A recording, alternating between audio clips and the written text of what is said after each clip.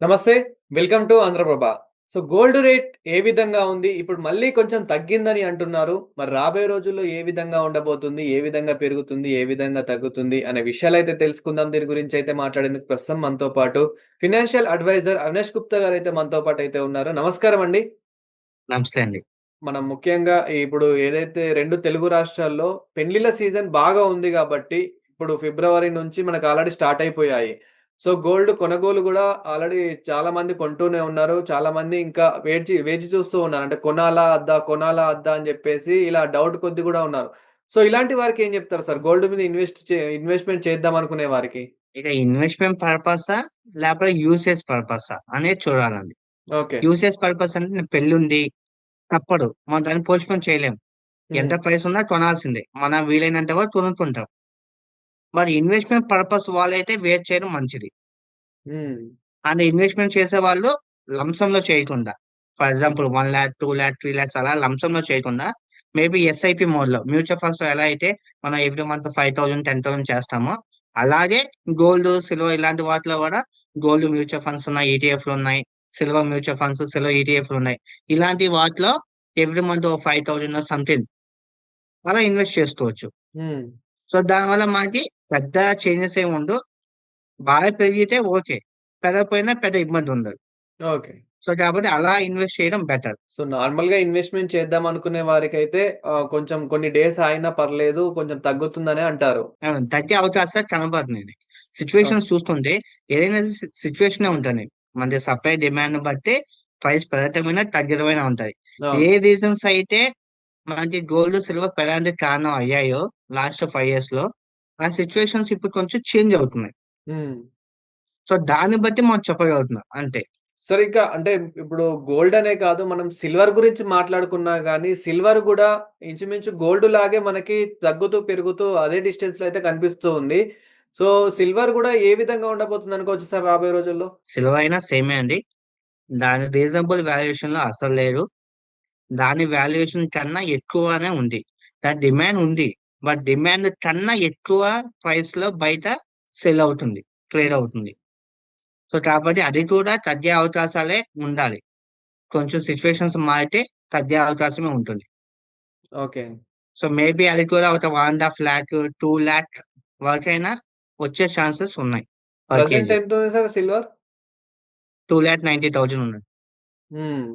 So, మనం అది follow అయినప్పుడు అప్రాక్సిమేట్‌లీ 2,30,000 అలా వరకు వెళ్ళింది. సో, మళ్ళీ కొంచెం పెరిగింది. మళ్ళీ ఇప్పుడు చిన్నగా స్లోగా తగ్గుతుంది. ఓకే. చూద్దాం సిట్యుయేషన్స్ ఎలా అవుతూ ఉంటాయో చూడాలి. దాన్ని బట్టి మనం ఇన్వెస్ట్‌మెంట్ చేయాలా? వద్దా? అని డిసైడ్ అవ్వాలి. ఆ! అలా కాదు అనుకుంటే ఎస్ఐపి మోడల్ ఏవైనా సరే నాది గోల్డ్, సిల్వర్‌లో ఇన్వెస్ట్‌మెంట్ అవ్వాలి. నాకు ప్రైస్‌తో సంబంధం లేదు అనుకున్న వాళ్ళు ఎస్ఐపి మోడ్‌లో ఇన్వెస్ట్ చేయడం బెటర్. హ్మ్.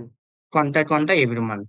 అంటే ఇప్పుడు ఎవరైతే ఇన్వెస్ట్‌మెంట్ చేద్దాం అనుకుంటున్నారో, జస్ట్ అంటే అవసరం కోసం గాకపోయినా గానీ, ఇన్వెస్ట్‌మెంట్ చేసి పెట్టుకుందాము అనుకునే వారికి గోల్డ్ మీద ఇన్వెస్ట్‌మెంట్ చేస్తే బావుంటుందంటారా? సిల్వర్ మీద ఇన్వెస్ట్‌మెంట్ చేస్తే బావుంటుందంటారా? లేదంటే రియల్ ఎస్టేట్‌లో ఇన్వెస్ట్‌మెంట్ చేస్తే బావుంటుందంటారా? యాస్ ఎ ఫైనాన్షియల్ అడ్వైజర్‌గా మీరేం అడ్వైస్ జేస్తూ ఉంటారు? సో, మనకి డిఫరెంట్ అసెట్ క్లాసెస్ ఉంటాయి ఫర్ ఓకే. Investment purpose.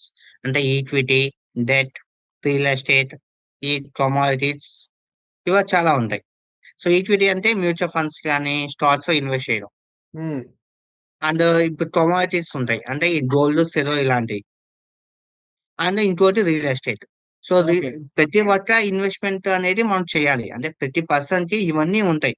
హ్మ్. మనకి కంపల్సరీ ఎంతో కొంత రియల్ ఎస్టేట్ అంటే ల్యాండ్, హౌస్ ఉంటది. గోల్డ్, సిల్వర్ మన ఇంట్లో ఉంటాయి. సో, ఇంకా మనకి లేనియి ఏముంటాయి ఎక్కువ మనకి మ్యూచువల్ ఫండ్స్ కానీ, స్టాక్స్ కానీ ఇవి ఎక్కువ మనకి ఉండవు. అవును. కాబట్టి ఇలాంటి వాటిలో ఇన్వెస్ట్ చేయడం బెటర్. ఆల్రెడీ మీకు ల్యాండ్ ఉండొచ్చు, హౌస్ ఉండొచ్చు. ఇంకా రియల్ ఎస్టేట్‌లో పెట్టాలి అనుకుంటే మేబీ మన దగ్గర సర్ప్లస్ అమౌంట్ ఉంటే పెట్టొచ్చు. It's depends on the situation. So, person to person vary అవుతూ ఉంటది. ఇప్పుడు మేము ఒక పర్సన్ యొక్క ప్రొఫైల్ అంతా డిస్కస్ చేసి, వాళ్ళకి ఏది సూటబుల్ అనుకుంటే అది ఇన్వెస్ట్ చేయమని చెప్తాం.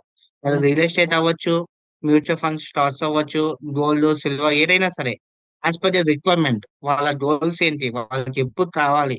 దాన్ని బట్టి డిసైడ్ అయ్యి ఉంటాయి కానీ, డైరెక్ట్‌గా రియల్ ఎస్టేట్‌లో పెట్టండి, డైరెక్ట్‌గా మ్యూచువల్ ఫండ్స్‌లో పెట్టండి అని చెప్పలేము. So okay. Depends on the profile మనం చూడాల్సి ఉంటది. సో ఎవ్రీథింగ్ అన్ని మంచివే. అన్ని ఎసెట్ క్లాసెస్ అమౌంట్ ఉండాలి. బట్ హ్మ్. అన్నిట్లో ఎంత ఉండాలో అంత ఉండాలి. అంటే ఎలోకేషన్ అంటాం. Asset allocation. సో మన మనీ అనేది డిఫరెంట్ డిఫరెంట్ వాటిలో ఎంత ఎలోకేషన్ ఉండాలి అనేది మనం చూసి దాన్ని బట్టి చేస్తే ప్రాపర్ గా ఉంటుంది. సార్ మనం ఒక 1 వీక్ నుంచి గమనిస్తే గనక గోల్డ్ అనేది ఎంతో కొంత తగ్గుతూ అయితే వస్తూ ఉంది గాబట్టి, సో కొంచెం మనం అనుకున్న రేట్‌లో అంటే తులము ఒక 1,20,000 అనుకున్నా గాని 1,30,000 ప్రైస్‌లో రాడానికి దాదాపు ఇంకా ఎన్ని రోజులు పట్టొచ్చంటారు సార్? అది ఇప్పుడే చెప్పలేమండి. బట్ 6 మంత్స్ టు 1 ఇయర్ లో మనకు క్లారిటీ రావచ్చు. అంటే ఈ వార్ ఎలా వెళ్తుంది? సో ఈ వార్ మెయిన్ రీజన్ ఏంటి? అన్ని కంట్రీస్ అమెరికా చేతిలో రావాలి. అంటే హుహు. అమెరికా చెప్పిన మాట వినాలి అని. ఇంక్లూడింగ్ చైనా కానీ, రష్యా కానీ అందరూ. బికాజ్ వీళ్ళ వల్లే డాలర్ అనేది వీక్ అయింది. అవును. చైనా కానీ, రష్యా కానీ, ఇప్పుడు ఇరాన్ కానీ వీళ్ళేంటంటే ఓన్ కరెన్సీస్ లో ట్రేడ్ చేయడం వల్ల మాత్రమే ఇయన్నీ జరిగాయి.